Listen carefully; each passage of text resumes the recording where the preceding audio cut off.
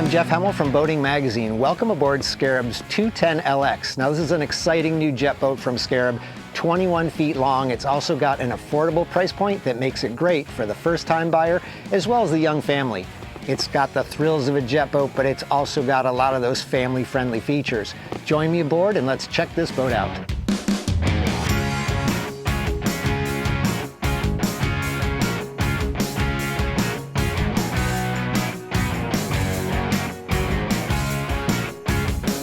So why does someone want to consider a jet boat as opposed to a stern drive or an outboard?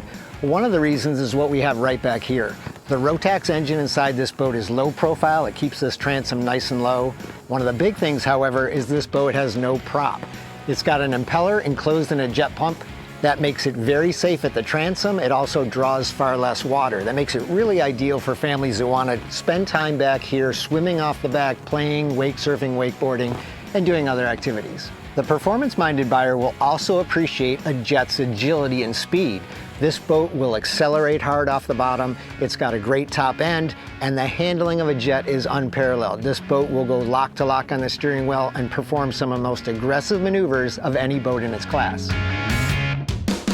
This boat is also optioned with an extended swim platform. That just makes the transition in and out of the water a lot easier. It's ideal when swimming, but also when you're gearing up for water sports. To enhance the experience, we've got the stereo remote control back here, so you can control those tunes even when you're in the water. The standard stereo system has also been upgraded from its 4 speakers to include 2 back here on the swim platform to further enhance that experience. And if you check out one little detail, there's a really cool ski toe back here. It's actually Scarab's logo, and it pops out to hold your tow rope.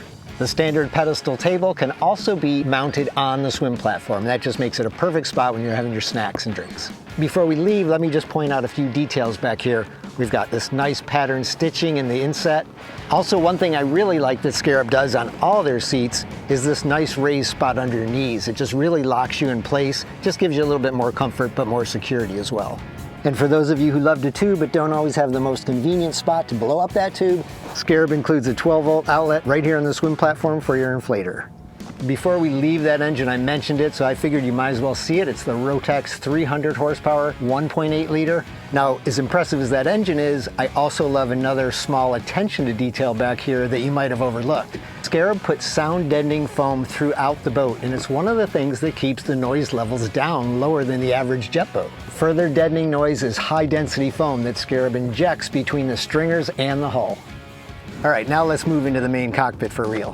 One of the things you'll notice right away is the way I'm sitting. There's a nice little notch that Scarab puts in the cushions, and it lets somebody just kind of get into this corner seat that would normally be lost when you have multiple passengers here. Storage is found both below the port and starboard sides. Cushions raise on a hinge, so you don't have to worry about where to put them.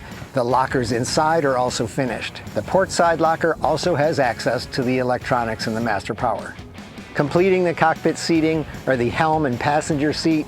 Again, Scarab does it a little on the higher end. This is very plush. It's got a flip-up bolster. There's flow-through ventilation, and they're just really comfortable wraparound seats. But another neat feature, just like we saw aft, they've got that same cutout.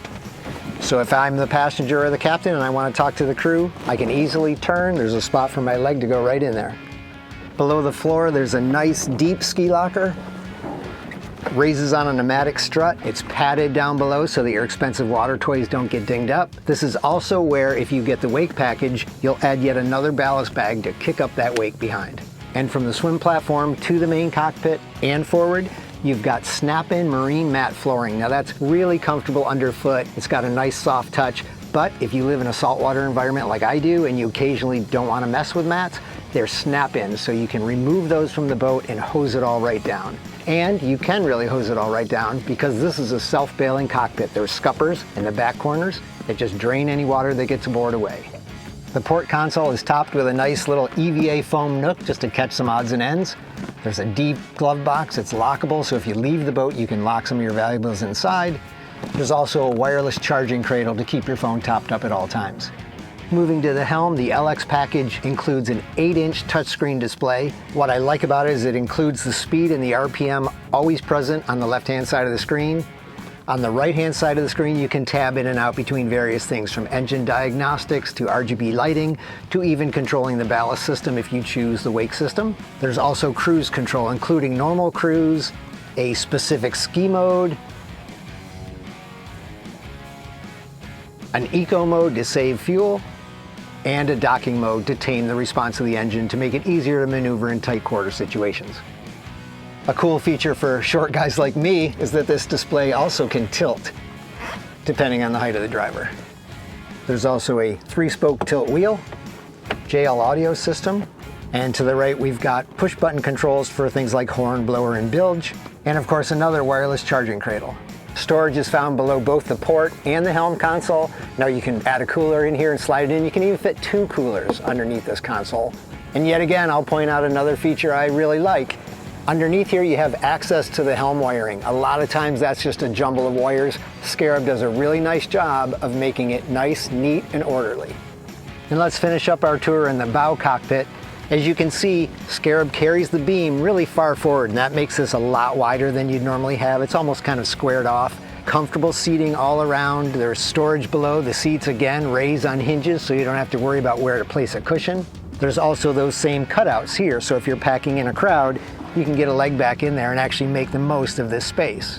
Lean back in almost any of these positions and you'll notice nice bolsters instead of just a cushion on the side. We've got it all the way around, so no matter who's up here looking back, maybe watching the action while somebody's wake surfing, you've got a comfortable spot. And there's the third of those 3 table mounts right up here in the bow.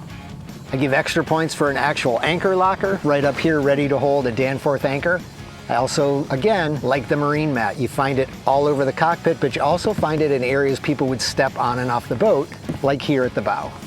I'd also recommend wakeboard fans add this optional wake tower. It's stylish, it gives you a sturdy pull. It's also a great spot to add canned speakers, board racks, or bimini top.